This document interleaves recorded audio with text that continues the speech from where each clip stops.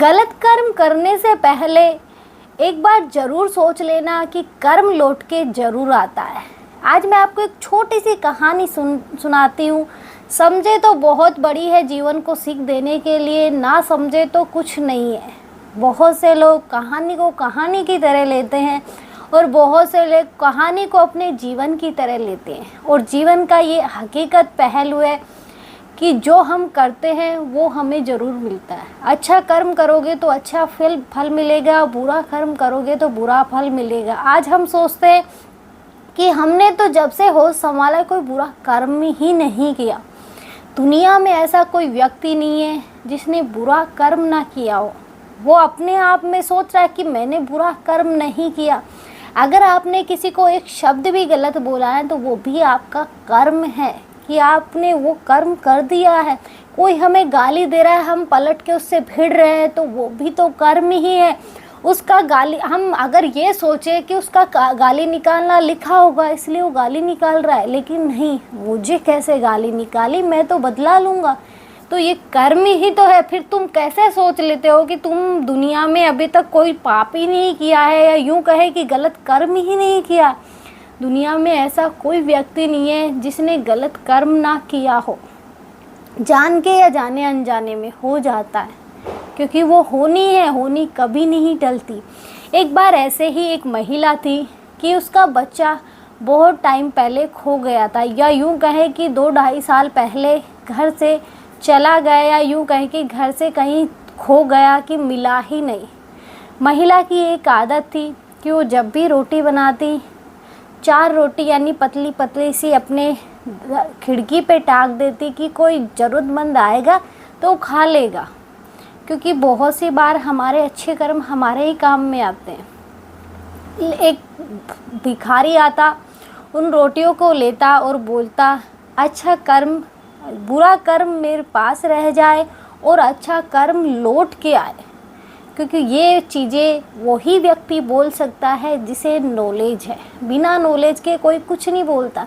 जब भी तो हमारे गुरुजी या बड़े साधु महात्मा जो होते हैं वो ये बोलते हैं कि ईश्वर को हमेशा अच्छे कर्म देने चाहिए, बुरे कर्म कभी ईश्वर को मत दो, क्योंकि ईश्वर अच्छे कर्म लौट के आते हैं तो वो अच्छा लगता है। अगर बुरे कर्म भी ईश्वर को दोगे तो वो भी लौट के आएंगे। इसलिए बुरे कर्म अपने पास रखो, अच्छे कर्म भगवान को अर्पण करो। तो लेकिन ये बातें उस महिला को पसंद नहीं आती थी। उसे बड़ा चिढ़ होता था कि कैसा भिखारी है कि ये बोलता है कि बुरे कर्म मेरे पास रह जाए, अच्छे कर्म लौट के आए। लेकिन महिला को बातें समझ में नहीं आती। बातें हमारे भी समझ में नहीं आती, हमारे तब समझ में आती जब चीज़ें हो चुकी होती है। तो ऐसे ही बहुत टाइम तक चलता रहा। लेकिन एक दिन महिला को बहुत ज़्यादा गुस्सा आया। उसने रोटी बनाई और उसमें एक दवाई डाल दी ताकि ये खायर सिटक जाए, या यूँ कहे खायर भगवान को प्यारा हो जाए। इतनी गलत सोच के साथ उसने रोटी बनाई और वहाँ खिड़की पे रख दी। कुछ ही देर में उसके मन में ये आया कि नहीं, ये मैंने गलत किया है, क्योंकि हमारे भी 2 मन होते हैं, ये रियलिटी है। कुछ देर बाद उसको रियलाइज हुआ कि ये मैंने गलत किया, कोई नहीं, वो जो खा लेने दे उसे। तो उसने वो रोटियां उठाई, वो मिट्टी में दफना दी और बाकी दोबारा अच्छा आटा लगा के उसने अच्छे से रोटी बनाई। थोड़ी देर बाद उसने वो रखी। थोड़ी देर बाद भिखारी आया, रोटी ली, बोला बुरे कर्म मेरे पास रह जाए, अच्छे कर्म लौट के आए। तो महिला ने फिर से सुना और कुछ नहीं किया, क्योंकि उसे ये बातें बुरी लगती थी। तो वो रोटी लेके गया और वो जाके रास्ते में उसने किसी और को दे दी। यूँ कहें कि बहुत टाइम बाद जो महिला का बेटा खो गया था, अचानक से घर की दरवाजे बजा, ठक ठक ठक। महिला ने दरवाज़ा खोला तो सामने उसका बेटा खड़ा था। तो माँ ने बेटे से पूछा कि बेटे, इतने टाइम तक तू कहाँ था? तो उसने बोला कि माँ, मुझे खुद नहीं पता कि मैं अब तक कहाँ था। बहुत टाइम तक मैं भूखा था। यूँ कहें कि भूखा प्यासा, भूख से इतना तड़प रहा था कि शायद आज एक भिखारी ने मुझे रोटी ना दी होती तो शायद मैं आज यहाँ तक पहुँचता ही नहीं। महिला ने पूछा कि तुम भिखारी का हुलिया बता सकते हो? तो उसने बताया कि ऐसे फटे कपड़े थे। हाँ, एक बात थी भिखारी की, वो ये बोलता था कि बुरे कर्म मेरे पास रह जाए और अच्छे कर्म लौट के आए।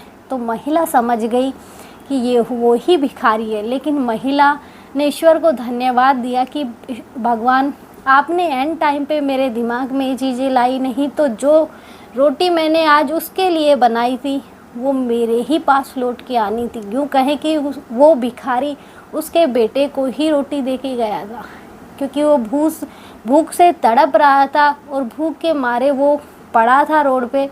तो उसने भिखारी ने उसे दी, उसने खाई और तब वो घर पहुंचा।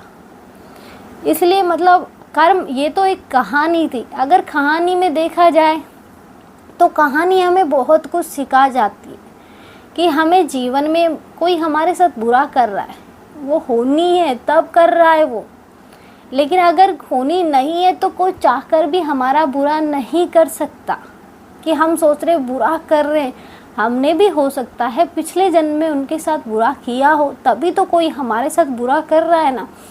बिना हमारे कर्म किए कोई हमारे साथ गलत नहीं करता। आज जो हमारे रिश्ते भी हैं जो हम निभा रहे हैं, वो भी ऐसे नहीं है कि वो हमें तकलीफ़ दे रहे हैं तो हम मजबूरी में दुनिया वाले क्या कहेंगे उसके चक्कर में निभा रहे हैं। नहीं, वो निभा रहे हैं, वो तुम्हारी मजबूरी है। यूँ कहें कि तुम्हारे प्रारब्ध में लिखा है कि तुमको ये चीज़ें झेलनी पड़ेगी, क्योंकि ईश्वर भी नहीं चाहते कि तुम यहाँ से, हम बहुत सी बार ये सोचते हैं कि नाम जप करेंगे, भगवान की भक्ति करेंगे तो प्रारब्ध हम काट लेंगे। प्रारब्ध नहीं काट सकते, क्योंकि ईश्वर भी नहीं चाहते कि हम यहाँ कुछ टाइम के लिए प्रारब्ध को अगर मतलब थोड़ा कम कर ले, भगवान की भक्ति कर रहे हैं तो प्रारब्ध नहीं कटेगा।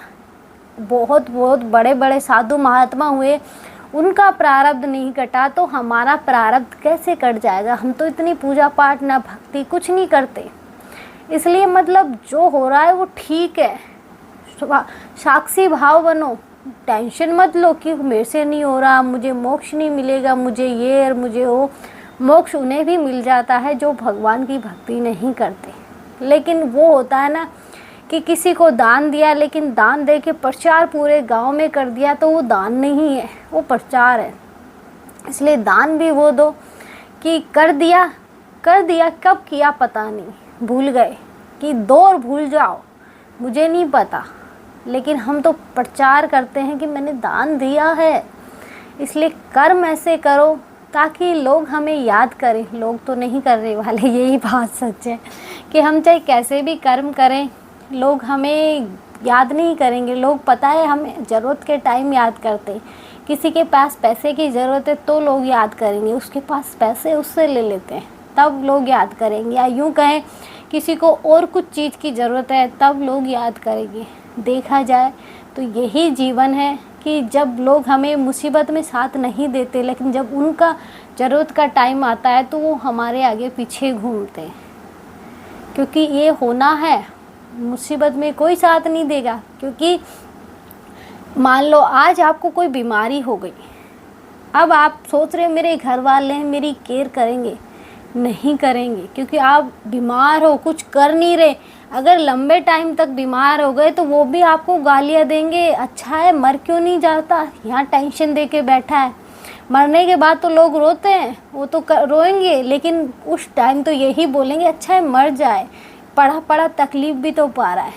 बाद में जब मर जाता है तो अच्छा था बेचारा मर गया और जी लेता थोड़ा, ये बोलते हैं कि लोगों का पता नहीं कब पलटी मार जाए।